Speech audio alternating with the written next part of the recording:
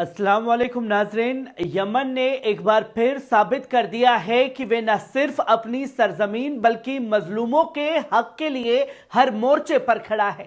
Israel और America के हमले का जिस बहादुरी और इरादे से यमन ने जवाब दिया है वे तारीख में एक मिसाल बन चुका है, जहां एयरपोर्ट के बदले बेन गुरियन एयरपोर्ट पर यमनी बैलिस्टिक मिसाइल से हमला कर दिया है।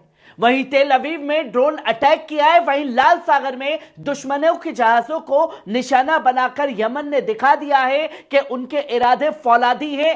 यह सिर्फ एक हमला नहीं बल्कि जुल्म के खिलाफ इंसाफ की एक आवाज भी है।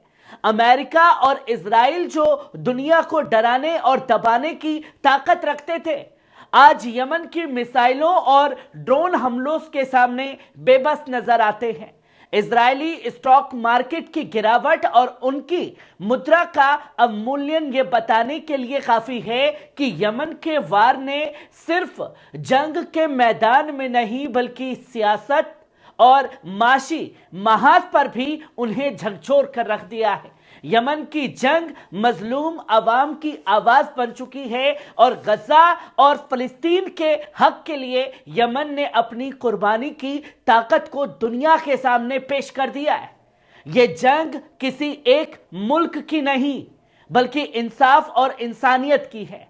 यमन ने दिखा दिया है कि जुल्म और हमलों के खिलाफ खड़े होने का जज्बा किसे कहते हैं। वहीं आप पहली खबर अपनी स्क्रीन पर देख सकते हैं।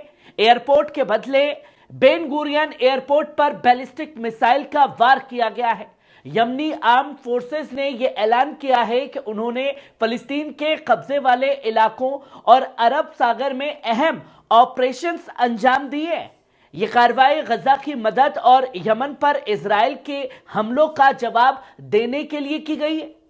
मेजर जनरल यहिया सारी ने जानकारी दी कि यमनी फौज ने कब्जे वाले बेन गुरियन एयरपोर्ट पर एक फिलिस्तीनी 2 बैलिस्टिक मिसाइल से हमला किया है। उन्होंने बताया कि मिसाइल ने अपने निशाने को पूरी सटीकता से भेदा है, जिसकी वजह से एयरपोर्ट पर उड़ानों की आवाजाही रोक दी गई है और कई लोग जख्मी भी हुए हैं। साथ ही यमनी फौज ने कब्जे वाले याफा शहर में एक अहम इजरायली साइट पर ड्रोन से हमला किया है, जिसे पूरी तरह सफल करार दिया गया। अरब सागर में कार्रवाई यमनी फौज के सेना ए हवाक ने सेंटा उर्सुला जहाज को स्कोट्रा द्वीप के पूर्व में निशाना बनाया है। कई ड्रोन से किए गए इस हमले में जहाज को सीधे और सटीक वार से नुकसान पहुंचाया गया है।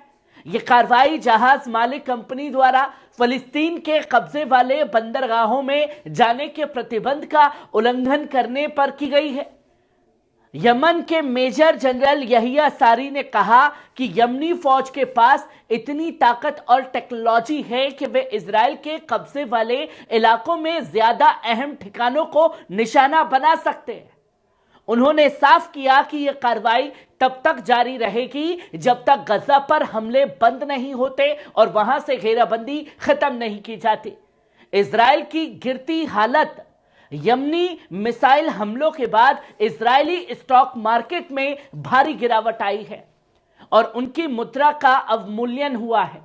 मेजर जनरल सारी ने कहा कि यह इजराइल के बढ़ते संकट और यमन के सामने उनकी नाकामी का एक बड़ा सबूत भी है।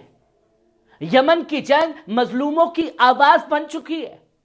यमन ने यह हर बार साबित करके दिखाया है, जुल्म के खिलाफ उनका यह जज्बा कभी कम नहीं होगा और फिलिस्तीन की मदद करना उसका दीनी और इंसानी फर्ज भी है। जहां लोग समझ रहे थे कि भैया इतना बड़ा हमला हो गया, अब यमन तो डर के कोई हमला नहीं करेगा, एक साथ 3 मोर्चों पर हमले करती है, वहीं आप दूसरी खबर देख सकते हैं कि सुबह सना और हुदैदा के ठिकानों पर हमला किया गया था। वहीं इजरायली कब्जा ने यमन पर बड़े हमले किए थे। जब अंसारुल्लाह आंदोलन के नेता सैयद अब्दुल मलिक अल हूती अपना भाषण दे रहे थे, अलमायदीन को एक सूत्र ने यह बताया था कि इजरायली हमलों को अमेरिका और ब्रिटेन के सहयोग और समर्थन के साथ अंजाम दिया गया। अब दोस्तों, जो सुबह हमला हुआ यमन के ऊपर, उसमें एक साथ अमेरिका, ब्रिटेन जैसे देशों को साथ आना पड़ा इजराइल के, क्योंकि इजराइल को यह अच्छे से मालूम है कि अकेला अगर गया भिड़ने तो यमन कूट के रख देगा। एक साथ 3 देशों को आना पड़ रहा है, और जब वो 3 देश एक साथ नहीं रोक पाए, क्योंकि आप हमले तो इसलिए कर रहे हैं ताकि आपके ऊपर पलटवार जो है वो यमन ना करे, पर यमन ने तो यहां यह काम किया ही नहीं। आपने जिस भाषा में उनके ऊपर हमला किया उसी भाषा में आपको जवाब दिया। आपने एयरपोर्ट को निशाना बनाया सना के, तो बेन गुरियन एयरपोर्ट को यमन ने निशाना बना दिया। और इजराइल के अंदर हो रहे हमलों के कोई सबूत कभी इजराइल खुद ही सामने नहीं आने देता है। यहां 2000 किलोमीटर दूर से बैठ करके यहां सीधे सीधे ड्रोन और मिसाइलें गिर रही हैं इजराइल के अंदर, वहीं सारा सपोर्ट तामझाम लाव लश्कर लेकर के जाना पड़ रहा है, तमाम जहाजों को उड़ान भरनी पड़ रही है, तब जाकर के आप हमला कर रहे हैं। और यह कम काबिले तारीफ कदम है कि तमाम चीजें होने के बावजूद यमन पीछे हटने को तैयार नहीं है। जहां आप तीसरी खबर भी अपनी स्क्रीन पर देख सकते हैं, हूती हमलों से लाल सागर में हलचल तेज हो गई है। वैश्विक नौवहन और बीमा कंपनियों को भारी नुकसान उठाना पड़ रहा है।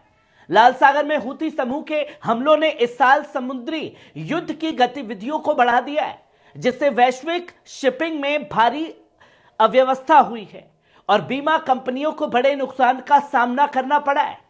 अक्टूबर 2023 में ईरान समर्थित हूती समूह ने लाल सागर में अपने हमले शुरू किए, जिसमें गैलेक्सी लीडर जहाज का अपहरण कर लिया गया।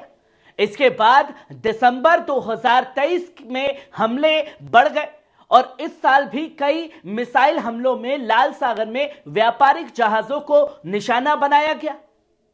इन हमलों के कारण नौवहन गतिविधियां 50% तक घट गई, जिससे जहाजों को रास अल रजा साले मार्ग की तरफ डायवर्ट करना पड़ा।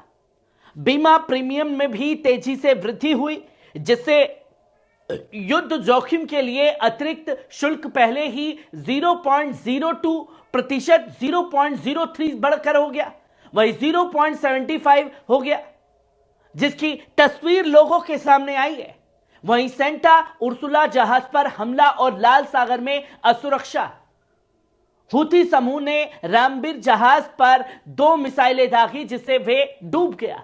इसके अलावा मार्च और जुलाई 2024 के बीच 2 और जहाज टू कॉन्फिडेंस और टूटुर को भी नुकसान पहुंचाया। इसी स्थिति के कारण बीमा कंपनियों ने उन जहाजों पर बीमा देना मुश्किल बना दिया है, जिनका संबंध यूके, अमेरिका और इजराइल से है। जिन लोगों को यह लगता है कि यमन के हमलों से कुछ नहीं हो रहा है, कितना गहरा असर पड़ रहा है अमेरिका, ब्रिटेन और इजराइल पे, इसका जीता जागता सबूत इस रिपोर्ट में सामने आया है। कैसी लगी खबर? कमेंट बॉक्स में आकर के अपनी राय जरूर दीजिएगा। शुक्रिया।